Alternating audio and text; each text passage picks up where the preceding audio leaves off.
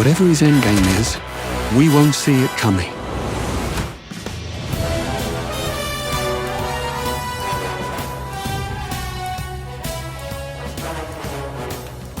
If there was ever a name synonymous with the job of spy, it's that of James Bond. His forays into the gaming world have been plentiful, but not bountiful. You see, Bond is no run-of-the-mill master of espionage. He is the standard by which all other spies should be judged. So a James Bond game has to drip charisma, confidence, and poise. His best outings are the ones that know his pace, flawlessly transitioning from suave socialite schmoozing his way through an unsuspecting crowd into the deadly infiltrator, taking down foes from the shadows. I want to see gadgets that enhance, not overshadow his abilities, and combat that makes Bond feel like a deadly weapon in and of himself. For years I've waited in the shadows, hoping that the right dev would come along and give us the Bond game that we all deserve. Well, I'm happy to report that the fine folks over at IO Interactive have finally made it. 007 First Light brings that devil-may-care, living fast and dangerous secret agent vibes and meshes them with a story that more than earns its place in the Bond Hall of Fame. First Light is a cinematic spy thriller that oozes charisma and delivers the greatest Bond experience I've ever had.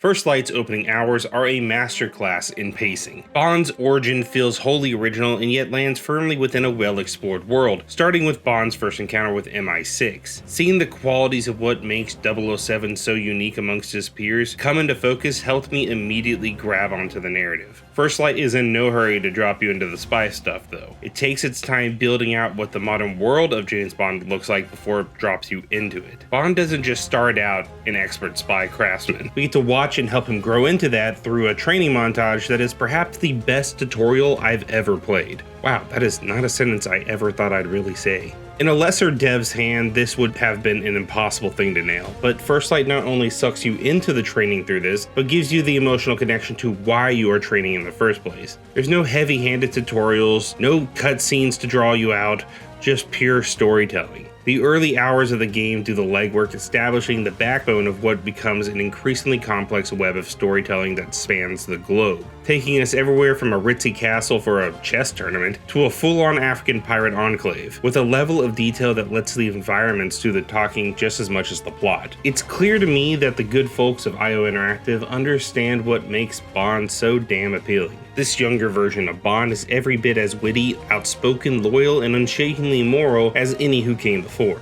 007 isn't the only one who's well written and performed though. The whole cast of characters are sublimely crafted, blending the seriousness of a real-world counterterrorism operation with the kind of humor and double entendre you'd expect out of the swaggering spy's storybooks. Bond and Greenway's relationship as a mentor and student is especially well done, giving James an emotional anchor and at times a devil on his shoulder throughout the story. It's a clear contrast between a jaded older spy and the newer, younger, bright-eyed spy that Bond is supposed to be here. First Light's world is a gorgeously realized cinematic experience, dressing every level in a well-made suit of high-fidelity visuals and smartly designed layout. Every mission felt unique and unexpected in a way rarely seen in these kinds of games. Globe-trotting action made me think back on games like Splinter Cell and Uncharted, which I feel is somewhere in the DNA of First Light. The score is unbelievably good, even if it is missing a sick elevator version of the 007 theme whenever I pause. I actually think that the restraint on the use of the iconic Bond theme helps sell the origin story part of this game for me, only using the flourish whenever milestone moments happen in the game. I also love the switch between intricate orchestral strings to bring out the social manipulation of James Bond's storytelling into a far more bass-heavy vibe whenever a serious conflict opens up. Each part of the score delivered on the idea and theme that it was trying to go for, and I love that. All of this comes together in a masterful delivery throughout the campaign.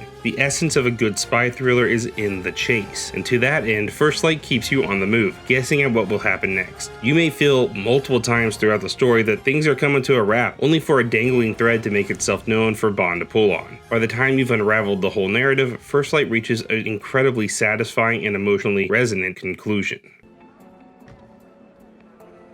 Now, Let's see what all the fuss is about. The Hitman people clearly have a finger on the pulse of what makes a good Bond outing. The gameplay rocks between super secret agent hush sneak mode and James Bond explosive extravaganza. You'll spend the first half of a mission blending into a party, carefully eavesdropping on conversations to find your in for the infiltration you need to do. Then sneak your way along, carefully using your gadgets and surroundings to eliminate threats or slip by them if you choose. Then boom! Explosions, sick shootouts, and set pieces galore, showdowns that leave your heart pounding. Despite, or perhaps even in spite of what everyone is probably thinking heading into First Light, this is no mere Hitman clone.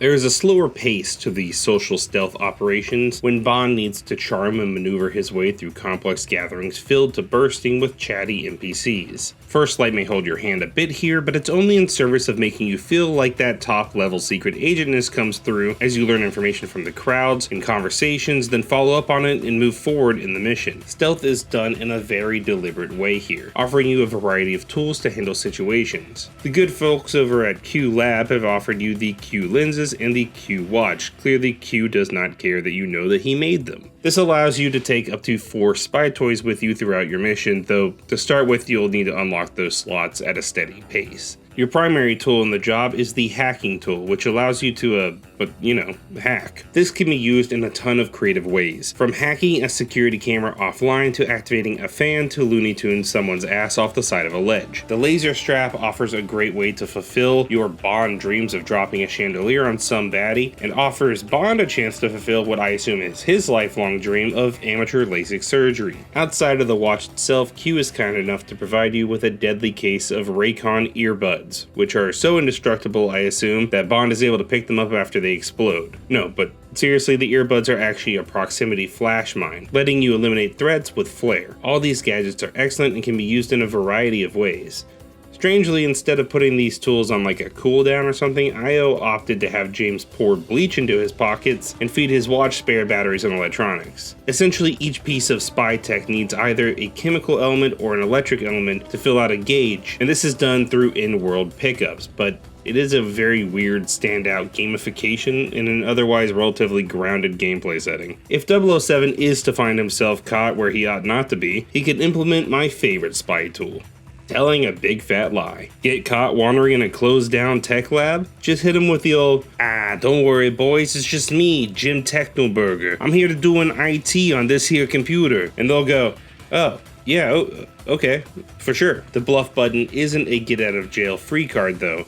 You have a limited number of uses and they only work on people with no authority, like a Jedi mind trick of sorts. You have a sort of liar's gauge that fills up by doing cool spy shit, which I explain in my headcanon as Bond getting more in a spy flow state the more bad guys he takes down. If your bluff should fail, you can always feel free to feign a surrender, then take out the bad guys up close. Speaking of close quarters combat, this Bond has got hands. Side note, one of my favorite openings to a game ever is in Splinter Cell Conviction, where you have to take down a threat and interrogate him in a bathroom. You do this by slapping him around naturally, and that includes contextually slamming his head through toilets, and anything else that you can run him into. Someone at IO Interactive must have the same love for this because 007 is a huge fan of contextual fighting himself. At a first glance, the hand-to-hand combat in this game is a pretty basic affair. You dodge the grabs, you counter the incoming attacks, and you mash the square button until you ragdoll the evildoers. But under the surface, there is so much more depth. Bond can shoulder check enemies, grab them, and use his environment to his advantage. Objects lying around on desks become lethal weapons in 007's capable hands. In my early gameplay, I found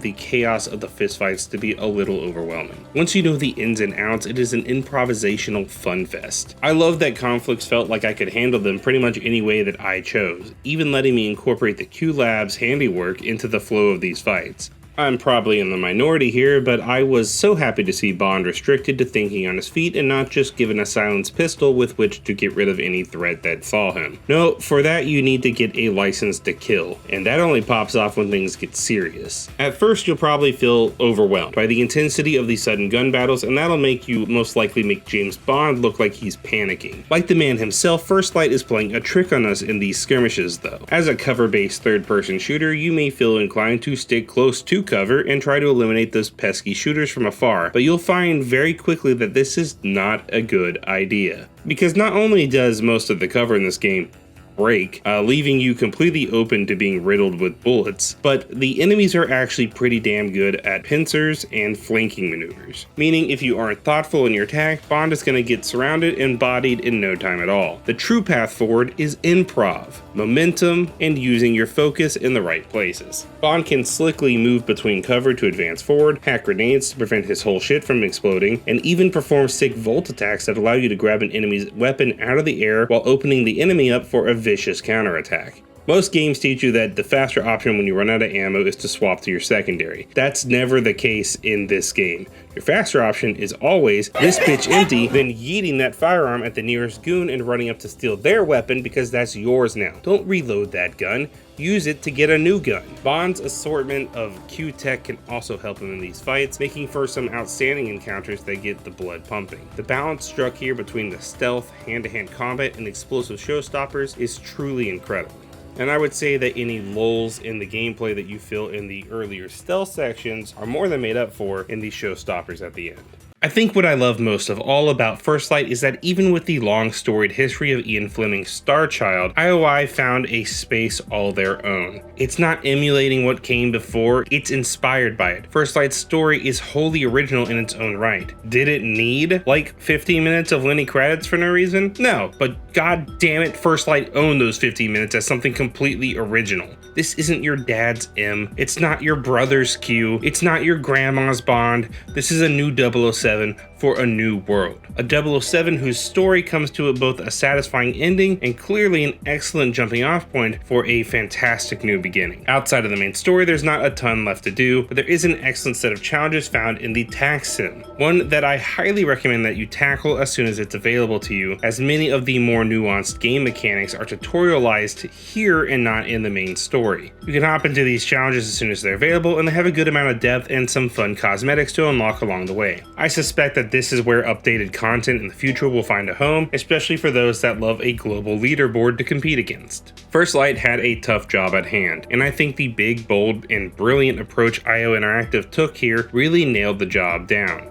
Goldeneye has been my gold standard for what a Bond game should be for so long that I forgot that anyone else could even make a good 007 game. 007 First Light came out swinging with all the hallmarks that make Bond a signature spy, but with a fresh new take that earns its narrative heights. A young Bond that we get to watch grow in real time into a new 007 for this new era. An era that's to die for.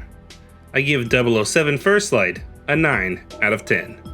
For Hardwired, I'm Andrew Hamilton.